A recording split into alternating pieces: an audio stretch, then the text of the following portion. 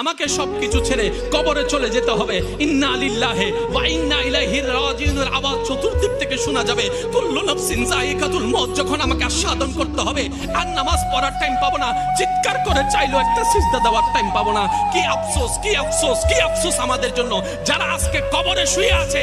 তারা রবের কাছে ফরিয়াদ করছে, মাওলা একটা সুযোগ দাও, দুনিয়াতে গিয়ে একটা নামাজ পড়ে আসি, একটা সিজদা দিয়ে আসি। কবরবাসী চিৎকার করে রবকে বলে, মাওলা ভুল করেছি, ভুল করেছি, ভুল করেছি, একটা সুযোগ দাও।